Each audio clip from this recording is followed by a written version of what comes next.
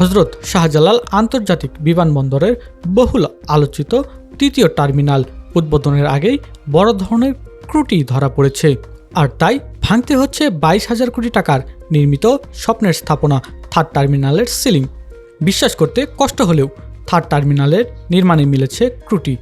যে ছাদ বা সিলিং এর নান্দনিকতা দেখে মুগ্ধ হওয়ার কথা ছিল, এখন সেই সিলিং উদ্বোধনের আগেই ভেঙে ফেলার সিদ্ধান্ত নিয়েছে কর্তৃপক্ষ। কারণটা খুব হতাশজনক।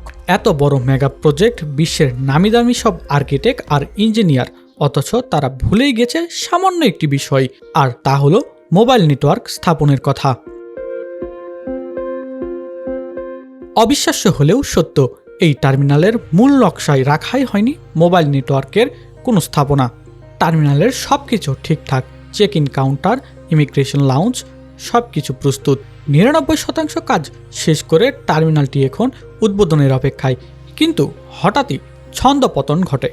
থার্ড টার্মিনালের কর্মকর্তারা আবিষ্কার করেন ভবনের ভিতরেই ঢুকলে মোবাইল ফোনের কোনো নেটওয়ার্ক পাওয়া যাচ্ছে না। বিষয়টা অনেকটা এমনই, আপনি বিদেশ থেকে ল্যান্ড করলেন, কিন্তু প্রিয়জনকে একটা কল দিবেন তা পারছেন না, ইন্টারনেট ব্যবহার করতেও পারবেন না। 21 শতাব্দীতে দাঁড়িয়ে এমন একটি স্মার্ট টার্মিনাল কি কল্পনা করা যায়? অথচ এই 22,000 কোটি টাকার প্রকল্পে ঠিক একটি সিলি মিস্টেক বা ছোট্ট ভুল হয়েছে। স্থপতি রোহানি বাহারাইনের বিশ্বমানের নকশায় ইনবিল্ট সলিউশন বা নেটওয়ার্কের তার টানার কোনো জায়গায় রাখা হয়নি। ভুল যখন ধরা পড়ল তখন অনেক দেরি হয়ে গেছে। গেল নভেম্বর মাসে বিবেচকদের জরুরি বৈঠক সভায় বিষয়টি রীতিমতো তোলপাড় শুরু করে। প্রকৌশলীরা জানায়, এখন নেটওয়ার্ক বসাতে হলে এই নান্দনিক সিলিং ভাঙা ছাড়া আর কোনো বিকল্প পথ নেই। কর্মকর্তারা বলছেন, সিলিংয়ের ভিতর দিয়ে তার বা যন্ত্রপাতি না বসালে পুরো টার্মিনালটি একটি নেটওয়ার্ক বিচ্ছিন্ন দ্বীপে পরিণত হবে। কিন্তু এই ভাঙা করার খেলায় মাসুল দিতে হবে চড়া মূল্যের। একে তো নষ্ট হবে টার্মিনালের অরিজিনাল ফিনিশিং এবং সৌন্দর্য, তার উপর গচ্চা যাবে সরকারের কোটি কোটি টাকা। জনগণের ট্যাক্সের টাকায় বানানো প্রকল্পের এমন পরিকল্পনাহীনতা সত্যি হতাশাজনক। এই সমস্যার সমাধান খুঁজতে যখন মোবাইল অপারেটরদের ডাকা হলো, তখন তৈরি হলো আরেক জটিলতা। গ্রামীণফোন, রবি ও বাংলালিংক স্পষ্ট জানিয়ে দিল তারা শুধু জায়গার ভাড়া দিতে রাজি, কিন্তু আয়ের কোনো ভাগ বা রাজস্ব তারা বিবেচককে দেবে না।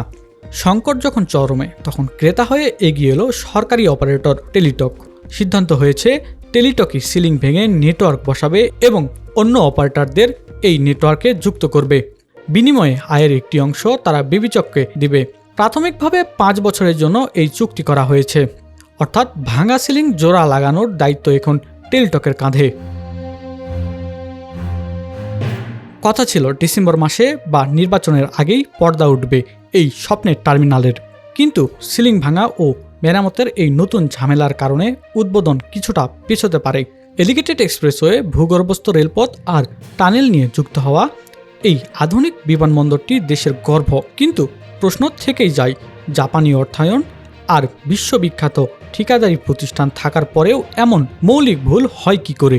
22,000 কোটি টাকার এই প্রকল্পের সিলিং হয়তো মেরামত করা যাবে, কিন্তু পরিকল্পনার এই ফাটল কি আদৌ মেরামত করা সম্ভব?